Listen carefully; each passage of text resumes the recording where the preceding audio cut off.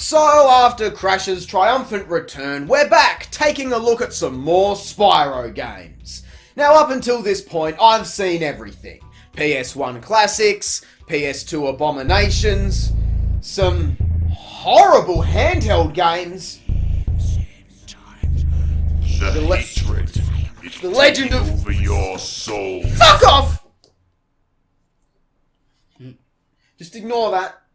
It's an ongoing condition. And of course, the first Skylanders game, Spyro's Adventure. But there are some games I missed, and I've been fearing this day for over a year now. But it's finally time to take a look at Spyro the Dragon mobile games.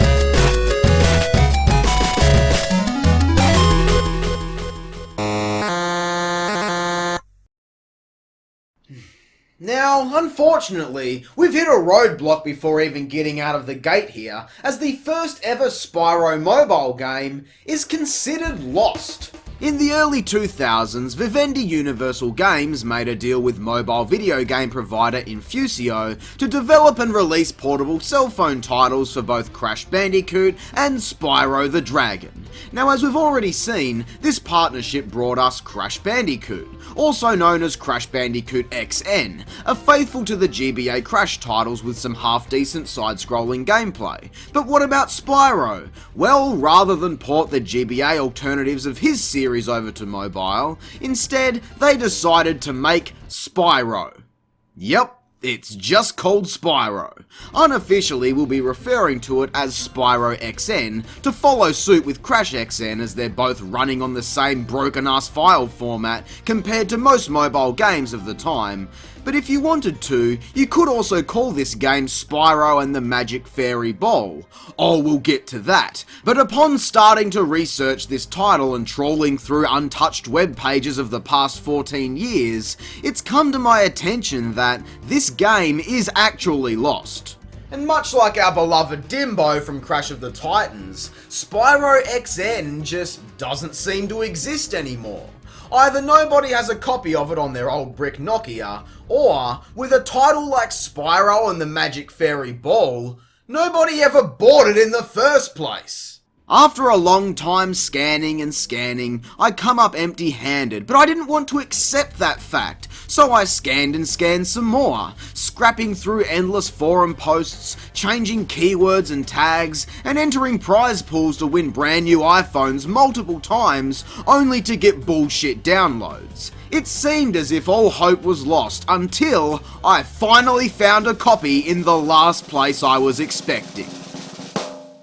DeviantArt. Major thank you to Ricky G for uploading this, so now we can finally check out Spyro XN from 2003.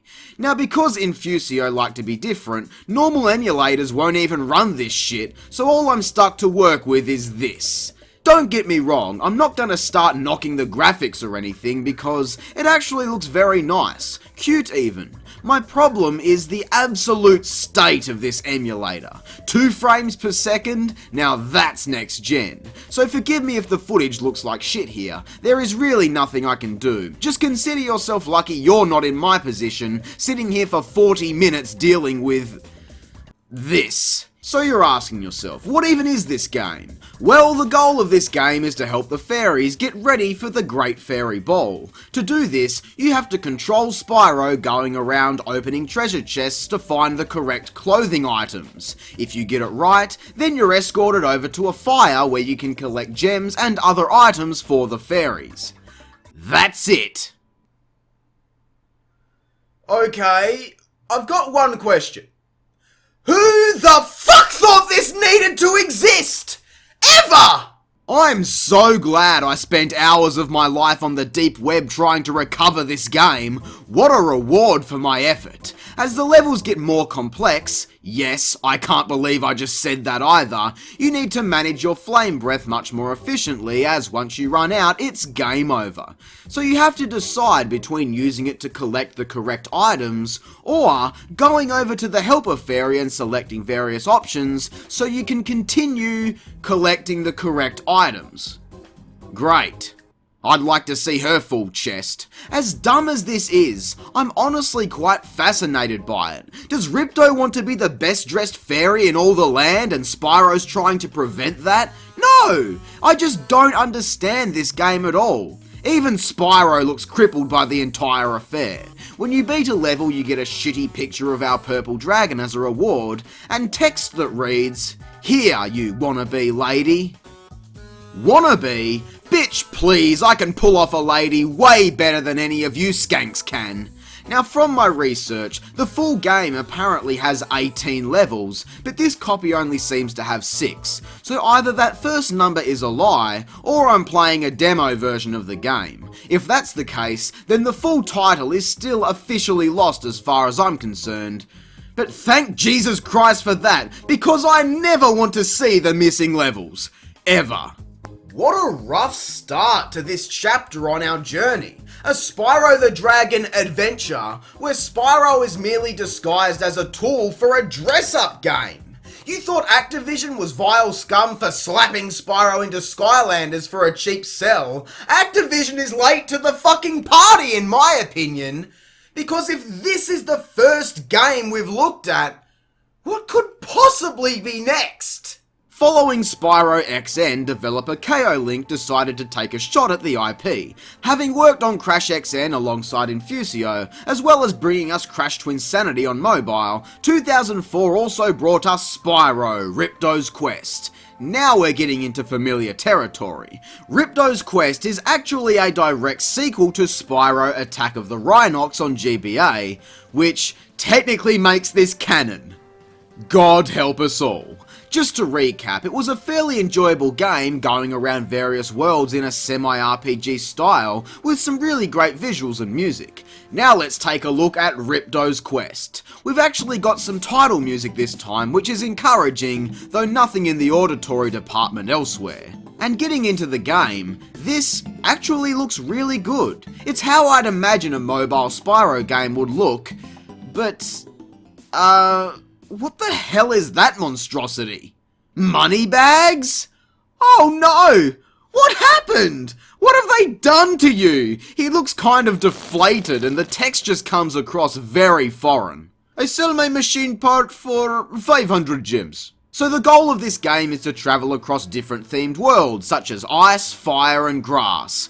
God, I could use some grass to get through this shit. The only thing to really do is kill enemies and collect gems, as well as the primary objective, machine parts. There are 5 in total, 4 to be found within levels, and the final one obtained for 500 gems. And essentially, 100% completion. If there is one thing I can say, it beats dressing up fairies, that's for sure. Visually, the game looks fine enough, and Spyro surprisingly has all of his moves. Sparks even goes out of his way to collect gems, which amazingly puts some console titles to shame. It is a very short experience, but it is faithful, and there is even a boss fight. Kind of. Once you've collected all of the gems, you take them back to Moneybags, who just says deal, and then the professor, apparently, tells us that Ripto'd better keep his nose clean. What, is Ripto a coke fiend all of a sudden? In all honesty, this game is fine enough, but I'd be devastated downloading this 13 years ago on my phone, most likely paying a few bucks for it and having the thing beaten in 15 minutes.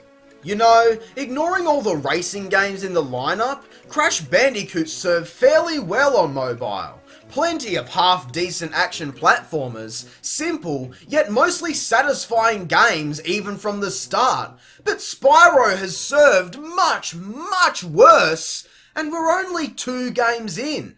Well, up next is Spyro the Dragon. The carelessness of that title really irks me. No, this isn't a port of the original gem on PlayStation, don't be so stupid. No, this is a mobile phone port of Spyro Shadow Legacy on Nintendo DS. Yeah, remember that? I wouldn't blame you if you didn't. The game offered nothing more than repetitive, boring combat, along with some terrible RPG tropes, and the only thing blander than the presentation was my effort at covering that game.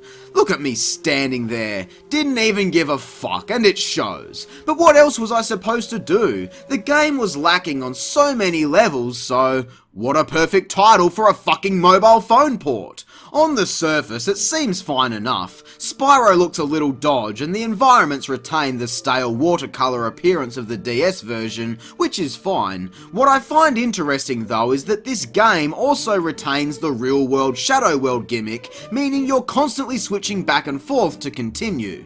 It's really not an interesting mechanic. All of the dragons Spyro needs to save can only be found in the Shadow World, and the only way to switch is by standing on buttons, so roadblocks ultimately mean nothing here. Also retained from the original game is the combat, as certain attacks only work on certain enemies, with 3 different attacks for regular enemies, shadow enemies, and yes, a specific attack for breaking those classic gem baskets. You're constantly switching back and forth, looking for the correct mode, and it's just a pain in the ass. You can collect gems to power up each of these abilities and get stronger, but really, it only results in a few less button presses overall. And again, like the original, this game is so boring. The levels just keep going and going and going and going. There is nothing happening here, and it's not exciting or fun. With only 2 different locations, 4 if you count Shadow Worlds, I'd argue it's actually more repetitive than Spyro XN, because at least that game is so bad that you give up long before the game even has a chance to get repetitive. After 6 levels of this monotony, the game at least finishes with a boss fight, and it's the best part by far. There is a bit of action, and it took me a few tries to get the pattern down. That's more than can be said for a lot of games these days. Overall, out of the 3 games we've looked at, Riptos Quest is by far the best. While Shadow Legacy Light is tolerable and better than nothing, I suppose, the RPG elements just don't work in this fashion, so what you get is a left to right linear maze killing the same sprites for half an hour. I feel bad saying it, but I'm actually really disappointed. Of course, I wasn't expecting Year of the Dragon, or even Hero's Tale levels of quality, but Spyro's mobile selection is just fucking desperate. I mean, the only thing worse than what we've seen so far would be if they ported the Legend of Spyro series onto this piece of shit platform.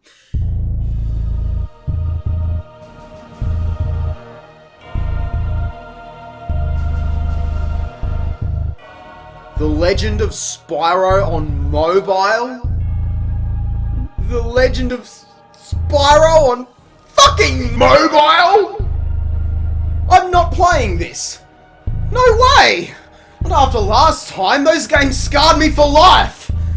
Sure, I've played with technically worse filth, but those games are so void of any emotion that it cracked my soul down the middle and left me in a pit of my own despair. And then the handheld games happened. The simple thought of them floods the mind with toxic, sickening, disturbing disruptions. Imagine the barren levels of quality that exist within the mobile titles. You can't make me do this! This series is nothing more than a cancerous tumour, and it's my duty to kill it before it burrows any deeper into our systems.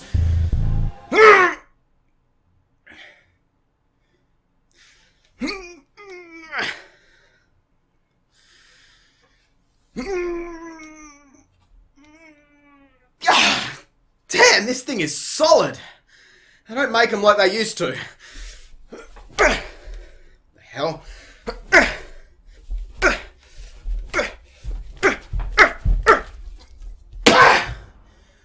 God. God damn it, Spyro! Why won't you die?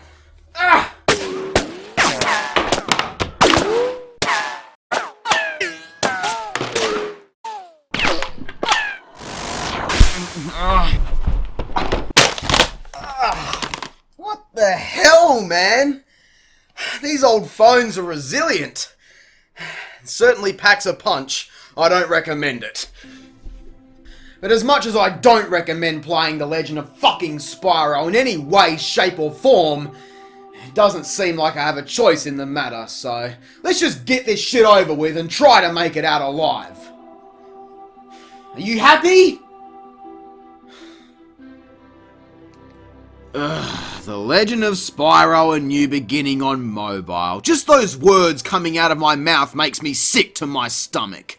At least I can go into this knowing the scarce sound design won't include David Spade's hideous tones, so it is off to a positive start, I guess. Graphically, the game is actually better looking than the Game Boy Advance title. Sure, the colour scheme is similar, but the sprites and environments themselves have more detail, and dare I say, it actually looks really good. Visually, it has a similar art style to the second game on GBA, Eternal Night, which is something I praised last time. The gameplay though, if you can even call it that, merely consists of moving around and maybe getting to kill something from time to time. The controls are stiff, but you can thank the number pad for that, and the repetitiveness is through the roof. In all honesty, as a mobile game for 2006, it is passable. It follows the story as loosely as possible, and it does fit in with the other titles. I made it up to the Ice King, but nothing is happening. Come on, do something! Did you freeze to death waiting for me? To be fair, I'd rather him already be dead than get stuck fighting the stubborn prick for 30 minutes. But I can't believe I'm praising this. It's still so far from even average, but it's better than I was expecting. Let's see if Eternal Night can keep the ball rolling. As you may expect, it's the exact same thing, visually and gameplay wise, though you do need to be a little more precise with your jumping. If that's the case, put this on the Dark Souls pile. Structurally, both games seem to have one or two platforming levels, a forced flying level, and then a boss fight. The animation on some of these bosses is actually half decent, and the concepts, while simple, are pretty enjoyable. We've even got end screens for scores and a map system. It's pointless because this is a linear game, but they have at least tried to port a console experience onto this device. Even the music here is actually an improvement over the previous game. It's nothing special, but it's nice, and it seems to hit all the key story points with the bosses and dialogue. I'm shocked, if you can believe that. I wasn't expecting these to be any good. I mean, they're not, but they're at least tolerable, which is more than can be said for majority of the handheld titles, and even the primary console versions at times. But we've still got one more to check out, The Legend of Spyro: Dawn of the Dragon. Now, as we know, this game's entire gimmick was being able to play as Spyro and Cinder. It was bearable on the console version, but got totally butchered on the Nintendo DS port, forcing you to switch in and out with an inconsistent heads-up display. So let's see how Vivendi and the mighty Troglodytes handled that task. Right from the start, the artwork is really sweet, and the game itself looks as good as the others. Spyro though, something's up his bum. He looks really pissed off. I like it though. As usual, we're forced through the most boring tutorials ever created. New Beginning forced you to stop and read text, while Eternal Night simply displayed the correct button on screen for what you needed to do. It was such an improvement, but you guys know Hunter, he'll take any chance he can get to tell you all about jumping.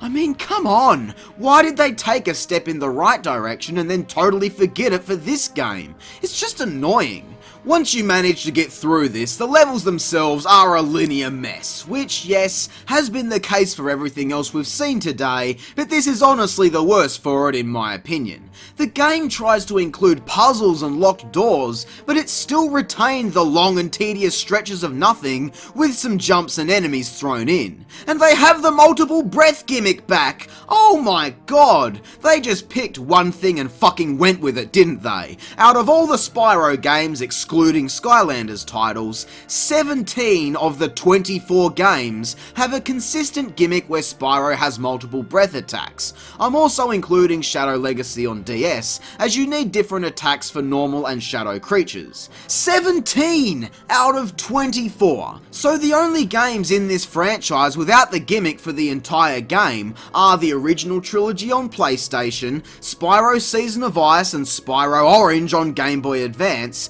Riptos Quest we saw earlier, and of course, Spyro Fairy Fuckhole Dress Up. You have got to be shitting me! How is that a more original idea than 70% of this entire series? And people wonder why this IP died a horrible death. But forget breath abilities, now we have to throw in multiple characters too. Honestly, they did it the best possible way. The characters will split up before and after levels, so there is no switching whenever you please. Without control over the gimmick, it is a lot less gimmicky, but that doesn't make this game any more tolerable for me. And that is the Legend of Spyro series on mobile. Out of all the ways to experience this trilogy, I will say that the mobile version is by far the most consistent. No change in voice actors or development teams resulting in one game not fitting in, no total shifts in genre or gameplay style, and as far as the Game Boy Advance versions, at least mobile actually had a trilogy.